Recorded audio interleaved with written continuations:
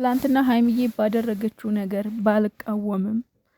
ባልቃወምም ግን ደግሞ እንድትረጋጊ እፈልጋለሁ። ብትረጋጊ ደስ ይለኛል ሀይሚዬ ማለት ነው። ለመሰለሽ ያው ነገሮች እንቺን ካሆኑ አሁን ሀይሚ እምቢ ስትል ብሩኬ እምቢ ሲል ሀይሚ አላቅም ምን እንደሆነ ማለት ነው። እኛ ግን የናፈቀን ያ አንድነታችሁ፣ ያ ፍቅራችሁ፣ ያ ደስታችሁ ነው የናፈቀን። እናንተ ግን በየቀኑ ጭቅጭቅ እና ሀይሚ ያደረገችውን ነገር አልቃወምም ትላንትና። ምክንያቱም ነግሬያችኋለሁ በቀደም ከዚህ በኋላ ሀይሚ ምንም ነገር ብትወስን ምንም ነገር አልፈርድባትም ብያለሁ። ምክንያቱም ለመነች እኮ ሄደች አባቷን ይዛ ከአንድም ሁለት ሶስቴ እናቱ ፊት ሄደች፣ ለመነች፣ ተንበረከከች። ግን እሳ መፍትሄው ምንድን ነው? አንገቷን ደፍታን የወጣችሁ ከዛ እና እንግዲህ ከትላንት ወዲያ እንዳየችኋት ቃል አወጣ ነው ብላ ወጥታ ነበረ። ቃል አወጣ ነው ብላ ጋሽዬን ይዛ ሄዳ ነግረዋለች። እና እንግዲህ ትላንትና አዲስ አበባ ብሩክ ባንድ ወገን እሷ ባንድ ወገን መጥተው የሆነ ፊኛ ነው ያየሁት ልበል፣ ፊኛ ተነፍቷል። ምንድነው ደግሞ የሆነ ታሽ የሚል ነገር ተዘጋጅቷል። አይ ብሩኬ እንደው ምን ይሻላል? እንደ የዋህነት ይሁን መልካምነት ይሁን ሞኝነት ይሁን ክፋት ይሁን ምንም ነገር የማይለይ ማለት ነው። እንደው የት ሄደህብን ነው? ያ ድሮ ቡቡዬ የት ሄደብን? ጎበዝ። ለነገሩ ድሮም ብሩኬ እኮ እንደዚህ አይነት ጸብ ሲፈጠር እኮ ማለት እንደዚህ የሆነ ሀይሚን ለመመለስ ወይ ደግሞ ሀይሚን እንትን ለማለት ይሄ ሮማንቲክ ነገር አድርጎ ምናምን አያውቅበትም፣ አይችልበትም፣ ማድረግ አይቻልም። እንግዲህ እሱን አምነን ተቀብለናል። አዎ አይችልበትም እንዲህ ያለ ነገር። ግን ደግሞ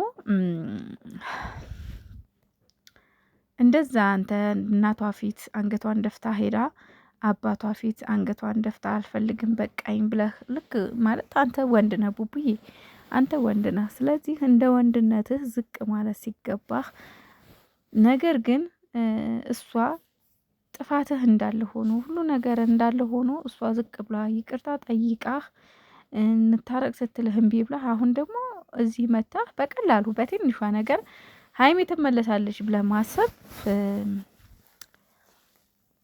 ስህተት ነው ብዬ ነው የማስበው። በጣም ስህተት። በጣም ትንሽ ነገር ነው ይሄ ገባ። ከበድ ያለ ነገር ማድረግ አለብህ። ሀይሚ ስንት ያለቀሰች ሀይሚ እንዲህ ስቲል ትላንት ራሱ እንባ እየተናነቃት ነበር። ተግባባን ጋይስ? እንባ እየተናነቃት ነበር ሀይሚ ትላንት ራሱ እንባ እየተናነቃት ነበር። እች ልጅ በዚህ መልኩ አንተ በቤተሰቧ ፊት አሳፍረሃት፣ በዚህ መልኩ ደግሞ ይችን ምንድን ይሄ ተሽ የሚለው ነገር 150 ብር ነው የሚገዛው። 150 ብር ገዝተህ ይችን አፈንድተህ ሀይሚ ትታረቀኛለች ብለህ ማሰብ የለብህም። እውነቴን ነው። ከዚህ የተሻለ አማራጭ ፈልግ የምትታረቅበት። ሁለተኛ ከሀገር ለወጣ ማስቤ ነበረ፣ ሀገር ልለቅም ፈልጌ ነበረ ምናምን የሆነ ችግር ሲፈጠር ለምንድን ነው መሻሽን የምትመርጠው? ብዙ ጊዜ ብሩኬ እኔ ብያለሁ ባለፈው፣ ብሩኬ ከሀገር ሊወጣ ነው ሲሉ ይውጣ ይውጣ ነው ያልኩት። ይውጣ ይሂድ በቃ ብያለሁ። ከወደዳት ጥሏት አይሄድም፣ ካልወደዳት ደግሞ ይሂድ፣ ቢኖር የማይጠቅማት ማለት ነው ያልኩኝ። እንደዛ ገብተው ሙልጭ ስድብ አረጉኝ። እንደ እውነቴን ነው። ምን ውሸት ዋሸሁ? አሁን እዚህ ጋር የማይጠማት ከሆነ አሁንስ ምን ያደርግላታል እንዴ? በነገራችን ላይ ማለት ነው እኔ ሀይሚና ብሩኬን በዚህ ልክ አልገምታቸውም። ማለት እውነት ይዋደዳሉ ይፋቀራሉ ብዬ ስለማስብ ማለት ነው።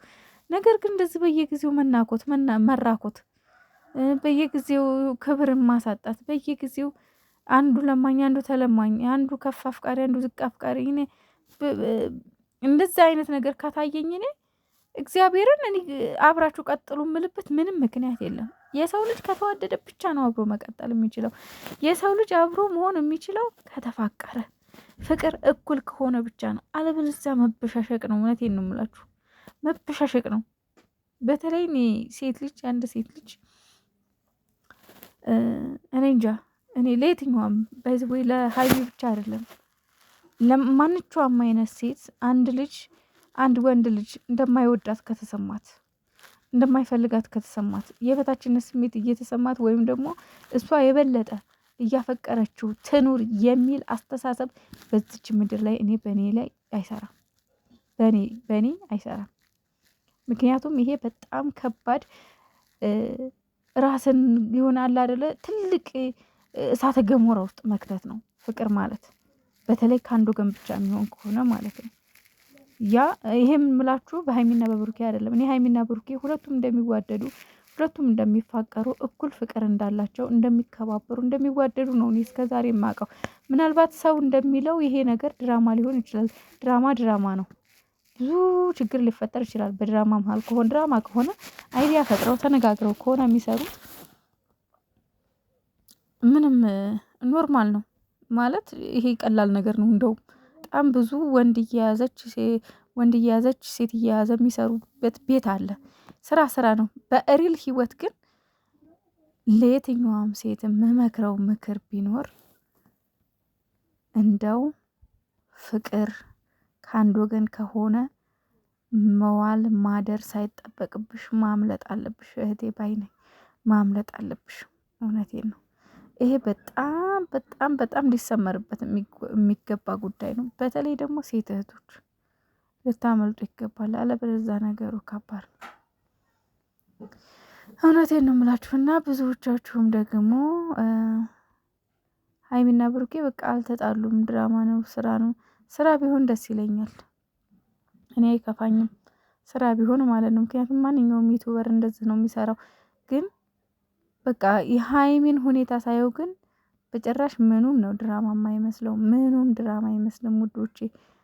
ተትላንት ወዲያ ስታለቅሶ የነበረው በዛ ላይ ደግሞ አስቡት የሆነ ወንድ ቤት ሄዳ ለምናው ምናምን ከዛ እሱ እምቢ ሲል እንደገና አባቷን አሳፍራ ወደ ቤት ስትይዛ ስትመለስ እንደ ሪል ህይወት ሲታሰብ በጣም በጣም በጣም ብሩኬ ያደረከው ትንሽ የሚባል ጥፋት አይደለም፣ በጣም ትልቅ ጥፋት ነው። ስለዚህ አሁንም ቢሆን ሀይሚ እምቢ ስላለች ትላንትና ሀይሚ አይሆንም ብላ ስለሄደች አንተም ደግሞ የራሷ ጉዳይ። አነጋገሩ እንደዛ ነበር። መጨረሻ አካባቢ አይታችሁት ከሆነ ቪዲዮን ሂጂ ወደዛ ምናምን እያለ ነበር። እግዚአብሔርን ነው የምላችሁ። ቡቡዬ በትዕግስት እሷን ጠይቅ። አሁንም ጥፋቱ ያንተ ነው። ስለዚህ ለምናት በቃ እንዲህ በስነ ስርዓት ይቅርታ ጠይቃት። ትመለሳለች። ተስፋ አትቁረጥ። በቃ እሷ ትለምነኝ አትበል። እውነተኛ ፍቅር ካለክ ዝቅ በል። በቃ ዝቅ ማለት ግድ ነው ለፍቅር። በቃ እውነተኛ በወንድ ልጅ ዝቅ ማለት ያምራል። ዝቅ በል ግድ የለህም ቡቡዬ። ከዛ ሰላም ይፈጠራል። ሀይሚዬ ደግሞ ወደ 300 ሺህ እየተጓዘች ነው። በጣም ብዙ ቻሌንጆች እየተደረጉ ነው። ቲክቶክ ምንም ያው በቅርቡ 300 ሺህ እንደምትገቢ አልጠራጠርም። ቅምጥሌ የኔ ንግስተ ሳባ ማለት ነው። ንግስተ ሳባ የሚባል ስም ወጥቶላታል። እንግዲህ በዚህ አጋጣሚ ሁላችሁም ይህን ስም ሴቭ አድርጉ። ንግስተ ሳባ ነው ስሟ። እባካችሁ ሼር አድርጉ። በጣም የሚገራርም ቻሌንጅ እየተካሄደ ነበረ ሰሞኑን። እንኳን ብዙም ወደ ሚዲያም እየገባው አልነበረም እና ግን አለፍ ስል እያየው ነበርና በቅርቡ 300 ሺህ ገብተሽ ደስታሽ ሙሉ እንደሚሆን አልጠራጠርም። ከዛ ባለፈ ደግሞ ሁለታችሁንም መድኃኔዓለም ወደ ነበራችሁበት ይመልሳችሁ።